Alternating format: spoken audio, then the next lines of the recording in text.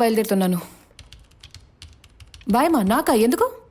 నాకు తోడుగా చెరి అన్నయ్య కూడా ఉన్నారు. లేట్ అవదు, వస్తున్నా.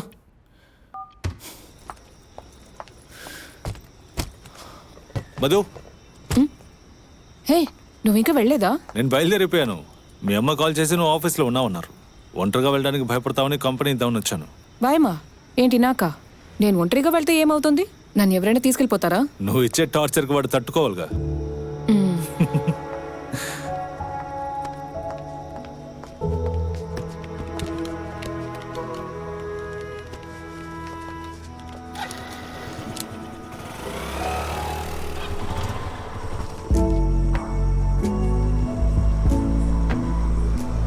మధు, నేను ఇక్కడి నుంచి రైట్ తీసుకుంటాను. మధు, ఏమైంది? పక్కనున్న నా ఫ్రెండ్ ఇంటికి వెళ్తున్నాను.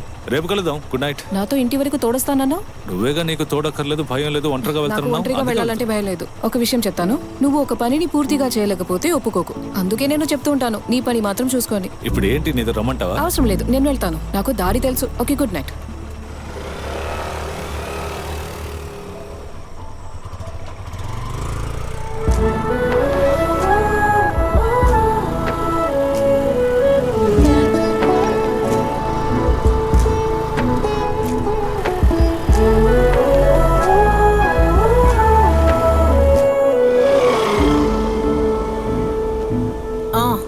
వచ్చావా?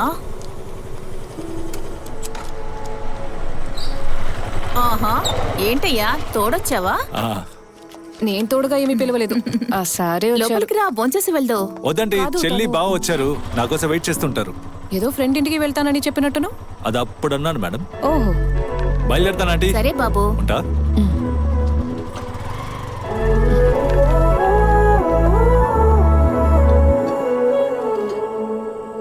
పోయినసారి పోటీ చేసినప్పుడు మన పార్టీ వాళ్ళే జాకబ్ గారిని ఓడించింది.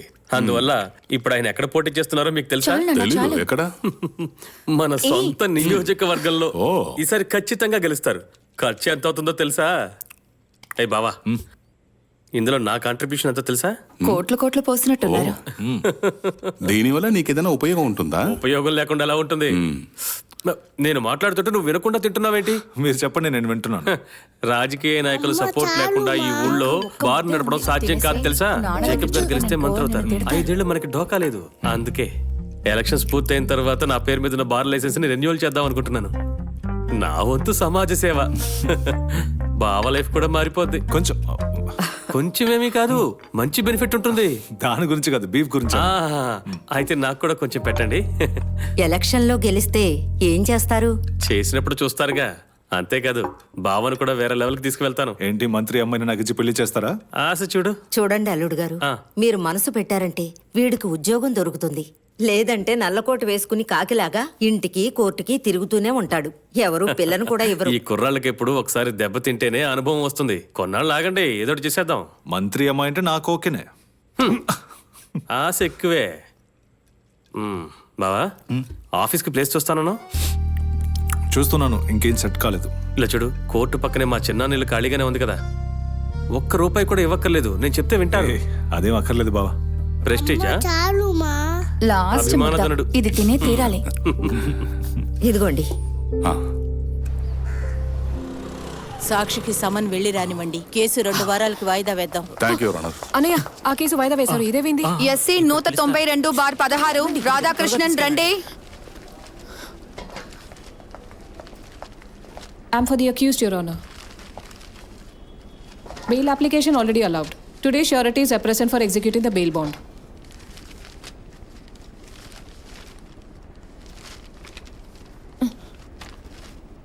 ఇందులో ప్రాపర్టీ ట్యాక్స్ రసీదు ఎందుకు పెట్టలేదు? బెయిల్ బాండ్ ఎగ్జిక్యూట్ చేసే రెగ్యులేషన్స్ ఏమిటో మీకు తెలియవా? Your Honor, అందులో అన్నీ ఉన్నాయి. ఏది చూపించండి. అందులోనే నేను అన్ని పెట్టాను. అలాంటి కారణాలేవి నాకు చెప్పొద్దు. Council should be responsible. Documents are not sufficient. Bail cancel. Your Honor, next కేసుని పిలవండి. ఎస్సీ 257/18 రా.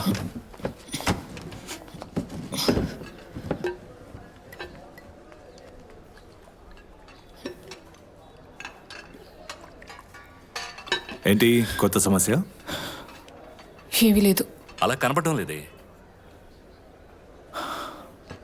జాబ్ వదిలి వచ్చేసాను.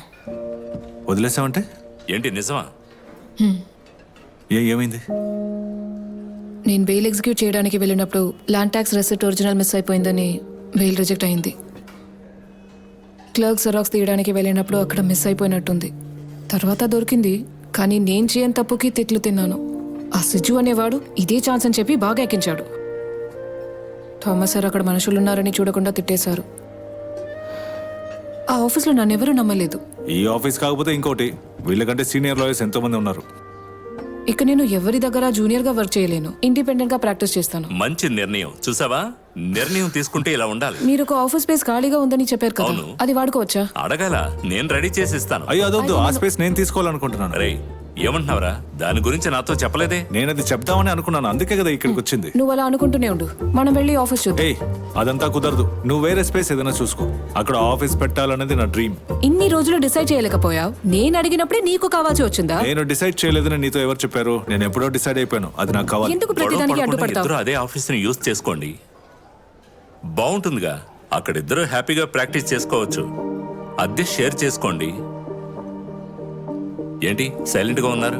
మేమిద్దరం కలిసి ఒక ఆఫీస్ స్పేస్ ని షేర్ చేస్తే ఇలా అనవసరంగా ఏదో మాట్లాడి కన్ఫ్యూజ్ చేయకు. నేను డిసైడ్ అయిపోయాను.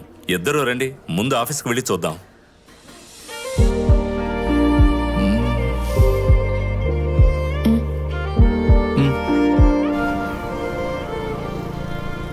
ఇదే కదా? ఇదే ఇదే.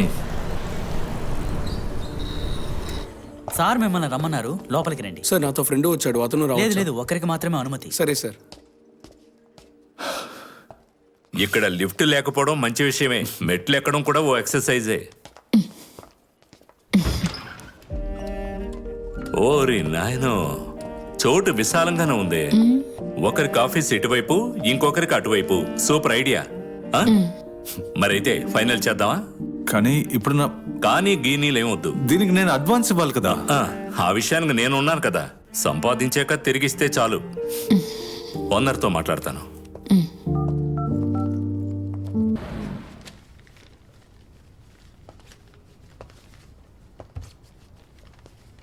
మధు, ఈరోజు కోర్టులో పని అయిన వెంటనే నేను బయలుదేరిపోతాను. నేను వెళ్ళి ఒకరిని కలవాలి. ఎవరు? క్లయింట్నా? క్లయింట్ ఏం కాదు, మరి నాకు మ్యారేజ్ ప్రపోజల్ వచ్చింది. అన్నీ ఓకే చేసుకునే ముందు అమ్మాయిని కలవాలి కదా, అది ఇవాళ ప్లాన్ చేసుకున్నాను. అలాగా? ఇది కోఇన్సిడెన్స్ లా ఉంది. మా ఇంట్లో కూడా దీని గురించే మాట్లాడారు. అబ్బాయి అడ్వకేట్ అట. సరే వదిలే, ముందు నీ విషయం చెప్పు, ఏమైంది? హే, అమ్మాయి ఫోటో చూపించు. ఫోటో లేదే. అలాగా? ఫోటోని చూడకుండానే పెళ్లి చూపులా? అయితే నువ్వు ఎక్సైటెడ్గా ఉంటావు కదా. అక్కడికి వెళ్ళి వైబ్ ఓకేందంటే ఇక లేట్ చేయకు, నీకు వయసు అవుతుంది కదా. నువ్వేదో ప్రపోజల్ అన్నావు, ఎవరని చెప్పలేదే. అమ్మ తొందరపడుతోంది, నాకెవరైనా నచ్చారా అని అడుగుతోంది. అలాంటిదేమీ లేదని చెప్పిన తర్వాతే దీని గురించి మాట్లాడారు. చూడు, ఇతనే అబ్బాయి, ఒకే వయసు, బాగున్నాడు కదా. మ్యాజిస్ట్రేట్ ఎగ్జామ్ కూడా రాశాడు, ఖచ్చితంగా దొరుకుతుందట. సరే, ఆల్ ది బెస్ట్. నేను అప్లికేషన్స్ అని కోర్టులో సబ్మిట్ చేయాలి. అమ్మాయిని మీట్ అయితే సెల్ఫీ తీసి పంపు. అలాగే ఇంటికి వెళ్ళేటప్పుడు దయచేసి నన్ను పికప్ చేసుకోవడం మర్చిపోకు. ఆ టైంలో ఆటో దొరకదు. నీ ప్లాన్ తెలుసుంటే స్కూటీ తెచ్చేదాన్ని. సరే, నేను బయలుదేరుతాను.